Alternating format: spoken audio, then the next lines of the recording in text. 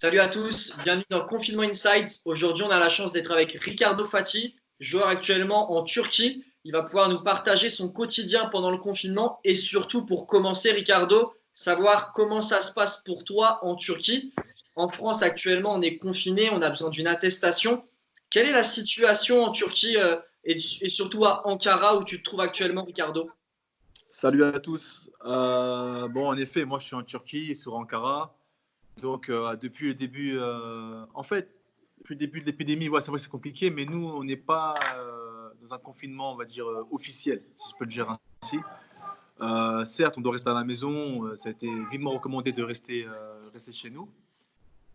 Mais non, on n'a pas vraiment besoin d'attestation pour sortir. Donc, pour l'instant, c'est vrai que la Turquie a été moins impactée que l'Europe. Donc, c'est vrai qu'on est prudent, mais pour l'instant, il n'y a pas vraiment de confinement vraiment officiel de la part du gouvernement, pour l'instant. Le préparateur physique du club t'a donné un programme à suivre pour te maintenir en forme. Oui, bien sûr, on a un programme au quotidien. Bon, malheureusement, on ne sait pas vraiment quand on va retrouver les terrains d'entraînement. Donc, on essaie de rester actif. On a un programme donc, établi par le club. On essaie de le suivre, même si ce n'est pas évident parce qu'on ne peut pas non plus toujours sortir. Donc, il y a moins de courses, il y a plus de travail physique, plus de musculation, tout ce qui est gainage. Donc, bon, on s'entretient, mais après, c'est clair qu'on va perdre quand même pas mal on va dire, de capacité foncière, si je peux le dire ainsi. Beaucoup de cardio. Donc, il va falloir bien revenir quand on pourra s'entraîner. Et on essaye donc de rester actif en faisant un peu de musculation, de tout ce qui est gainage, du travail à la maison, quoi. Du coup, raconte-nous, qu'est-ce que tu fais de beau à côté du sport? Est-ce que tu regardes des séries, des films? J'entends les enfants, donc je pense Ouais. beaucoup de dessins animés. Raconte-nous une journée type de Ricardo Fati pendant le confinement. Bah, déjà, moi, on va dire que j'ai quand même la chance d'avoir la famille à la maison. J'ai 4 enfants. Donc, la maison est quand même vachement animée. Donc, les journées en général, c'est surtout, on va dire, les devoirs pour les enfants. J'ai un grand qui est en CM1, une autre qui est en CE1. Donc, le matin, c'est essentiellement pour les enfants. Donc, travail à la maison, aide aux devoirs. Voilà, donc on s'occupe un peu des enfants, on s'occupe un peu de voir un peu où est-ce qu'ils en sont au niveau scolaire. C'est bien, ça permet aussi d'avoir un œil plus attentif à ce qu'ils font. Et puis ensuite, je m'occupe un peu de moi, donc un peu d'entraînement en fin de matinée. Et après, bon, donc après l'après-midi, c'est plus freestyle. On reste avec les enfants, on regarde des films, on joue un peu à la console avec le plus grand. Voilà, on reste, je passe aussi un peu de temps avec madame aussi. Donc, ouais, il y a du bon aussi. Dans notre malheur, entre guillemets, il y a quand même des points positifs. On permet de rester en famille. Et voilà, on s'occupe comme on peut. Mais en tout cas, c'est vrai que mes journées sont bien remplies. Qu'est-ce qui te manque le plus pendant cette période de confinement? Ah, les entraînements, hein. Franchement, le ballon, il manque, hein. Quand on est habitué à jouer, moi, ça fait déjà 15 ans que je suis professionnel. Bon, je joue au foot depuis tout petit, hein, depuis mon plus jeune âge.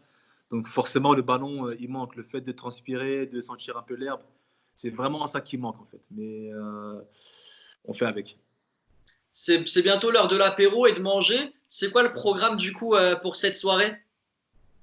Bah là, bah ici, on a 1 heure en plus par rapport en France. Donc, chez nous, ça va être bientôt l'heure de dîner. Donc, j'en profite aussi pour cuisiner avec madame. Donc, c'est bien, ça m'occupe. Donc, là, on va se faire, je sais pas, on va faire un peu de légumes, tout ça, un peu de pâtes, des choses pas trop dures pour moi, un peu basiques. Mais madame a plus de temps pour se faire des petits gâteaux, pour se faire des desserts. Donc, on s'occupe comme ça aussi. Donc, ça a du bon aussi. Et comment as-tu commencé à jouer au football? Ben, quand et comment, sincèrement, on me pose souvent la question et je n'ai aucune idée en fait. Parce que j'ai jamais eu le souvenir de la première fois que j'ai attrapé un ballon, que j'ai commencé à jouer au foot. J'ai commencé à jouer au foot, on va dire, comme la plupart des jeunes, hein, on va dire dans la rue, en bas de chez moi, avec les amis, dès le plus jeune âge. Et j'ai commencé à intégrer un club à l'âge de 6 7 ans, un peu comme tous les petits. À l'époque, j'habitais à Chevilly-la-Rue, en 94. Et donc, j'ai intégré l'équipe de l'US Métro parce que mon père travaille dans la RATP. Donc, j'ai intégré la branche sportive de la RATP, de l'US Métro, qui est dans le 92, à Antony, à la Croix de Berny. Donc, j'ai commencé le foot là-bas, naturellement. Sympa, il en fait de l'athlétisme là-bas, je connais très très bien. Ah, ok, ok, bah, nickel. Bah, c'est un grand club, c'est un grand club. Moi, j'aime bien l'US Metro. Quel genre d'élève étais-tu étant plus jeune? Élève, sincèrement, j'étais un assez bon élève, hein. J'étais un bon élève, j'aimais bien l'école, j'y allais avec plaisir. J'étais pas le meilleur, j'étais pas non plus le cancre de la classe, mais j'ai toujours apprécié l'école. J'ai fait mon cursus, on va dire, scolaire normalement. J'ai pas redoublé, j'ai eu mon bac ES à l'époque.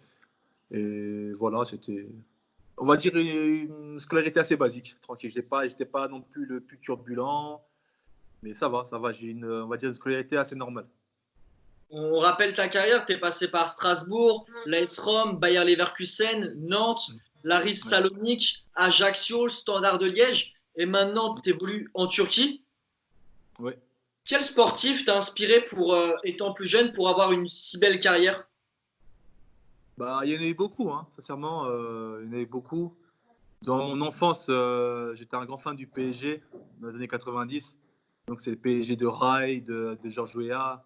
J'aimais beaucoup aussi, forcément, défenseur à l'époque, Ricardo Gomez, parce qu'on avait les mêmes prénoms. Donc, je l'aimais beaucoup, même si je ne jouais pas à défenseur spécialement. Après, en grandissant, c'est vrai que j'ai eu plus de, on va dire, des joueurs que j'appréciais par rapport à mon poste. À un moment donné, j'aimais beaucoup Thierry Henry, bien sûr, comme beaucoup de Français, Zidane, bien sûr, comme tout le monde. Après, je me suis vraiment plus focalisé sur un joueur comme Patrick Vieira, parce que c'est un joueur qui correspond à mon gabarit, donc, en plus que je connais un peu, donc, enfin, je connais bien même. Donc, on va dire Patrick Vieira, parce que ça a vraiment été l'exemple que j'ai vraiment suivi de mon adolescence, quoi. Est-ce que tu as une passion à nous partager en dehors du football? Sincèrement, non, j'ai pas de passion particulière, hein, à part le foot. Je suis vraiment quelqu'un qui aime beaucoup le foot. Je suis vraiment un passionné de foot. Donc, quand je suis à la maison, en général, je continue à regarder les matchs, je continue à m'intéresser au foot. Donc, sincèrement, j'ai pas de. Même moi, ça me surprend, mais j'ai vraiment pas de passion particulière à part le foot. Tu es passé par la France, l'Italie, l'Allemagne, la Grèce, j'imagine énormément de stades, énormément de Ouais. matchs joués. Quel est le stade qui t'a procuré le plus d'émotions, qui t'a le plus impressionné? Alors, au niveau des stades, moi, en fait, il y a vraiment deux stades qui m'ont vraiment impressionné. Le premier, ça a été Old Trafford, Manchester. Parce que on avait joué là-bas avec la Roma en quart de finale de Champions League en 2006-2007. Et tu sens vraiment le poids d'histoire en fait. C'est vraiment un stade qui est vraiment impressionnant. Et donc il y a celui-là et il y a aussi San Siro à Milan. J'imagine du coup énormément de souvenirs parmi tous ces stades. Quel est le meilleur souvenir de ta carrière? Le meilleur souvenir de ma carrière, ça va rester, on va dire, la victoire en Coupe d'Italie en 2006-2007 avec la Roma parce qu'on avait vraiment fait une très belle saison à cette époque-là. On avait fini deuxième. On avait une très belle équipe. C'était l'année où Totti finit soulier d'or. Donc, c'était vraiment une très belle période. C'était un très bon souvenir. Et à la fin, gagner cette Coupe d'Italie avec la Roma. En plus, la Roma, ils ne sont pas habitués à gagner vraiment beaucoup en Italie. Donc, c'était quelque chose de grand pour nous à l'époque. Et ça reste mon meilleur souvenir. Avec aussi ma victoire aussi en équipe de France de jeunes à Toulon. J'ai gagné 2 fois le tournoi de Toulon. Ça reste un bon souvenir avec une bande de potes à l'époque, tout ça. Donc, c'est mes deux souvenirs qui me restent gravés. Du coup, également beaucoup d'adversaires contre qui tu as pu jouer. Quel est le joueur qui t'a le plus impressionné parmi contre qui tu as pu jouer? Contre qui j'ai pu jouer, il y en a un personnellement qui m'a impressionné. Bon, comme tu as dit, il y a pas mal de joueurs que j'ai beaucoup appréciés. Moi, j'ai même joué contre Vieira, donc j'étais quand même assez impressionné. Mais si je devrais en dire un, je pense que c'est Yaya Touré, je crois. On avait joué contre lui à l'époque quand j'étais en Grèce, à l'Aris Salonique. On avait joué en Europa League contre Manchester United et il était tout bonnement, il était incroyable, quoi. Bah, comme il a été à l'époque, il pouvait tout faire, il pouvait défendre, attaquer, passer, dribbler, marquer, tirer. C'était une bête, quoi. C'était vraiment un joueur très complet. Donc c'est vraiment le joueur qui m'a vraiment le plus impressionné pendant ma carrière, quoi. Et parmi les joueurs avec qui tu as pu évoluer? Bon, forcément, je dirais Totti, parce que Totti, c'est la classe internationale. En plus, comme je te disais précédemment, c'est vraiment la saison où il était vraiment au top de sa forme. Il venait de gagner la Coupe du Monde avec l'Italie. Il avait fini soulier d'or à l'époque devant des Van Nistelrooy et tout ça. Bon, Messi et Ronaldo étaient encore jeunes, donc ils n'étaient pas encore là. Mais Totti, c'était vraiment la classe. Pareil, il savait tout faire avec le ballon. En plus, c'était c'était un super mec, quelqu'un de très, très gentil. Donc, vraiment, Totti, c'était vraiment pour moi le numéro un. Même s'il y en a d'autres. Hein. Je peux aussi citer De Rossi. Il y avait aussi Arturo Vidal à ses débuts, avec qui il a joué à Leverkusen. Mais Totti, ça reste vraiment la grande classe. Merci en tout cas, Ricardo, d'avoir partagé tes souvenirs, d'avoir répondu à toutes ces questions. Qu'est-ce qu'on peut te souhaiter? Bien évidemment que le foot reprenne. Qu'est-ce qu'on peut te Ouais. souhaiter pour cette fin d'année et pour les années à venir? Bah déjà, moi, je suis dans mon club d'Ankara en Turquie. Bah, la première chose, là, on est en train de lutter pour le maintien. Donc, sur le très court terme, déjà, bon, qu'on puisse reprendre le foot déjà. Et après, pourquoi pas se maintenir, parce que là, on a un maintien à aller chercher avec mon club d'Ankara. Et puis après, on verra. Bon, là, j'arrive à un âge assez avancé. Là, j'arrive sur ma 34e année déjà. Donc, pourquoi pas continuer? Moi, j'ai envie de jouer. Comme je te l'ai dit, je suis vraiment un passionné de football. Donc, j'aimerais encore jouer 2 3 ans. Donc, souhaiter la santé pour que je puisse encore courir et être performant et continuer à jouer au foot. Je voulais te laisser le mot de la fin également sur ce confinement. On a vu beaucoup de messages en France comme quoi les Français doivent bien rester confinés, rester chez eux.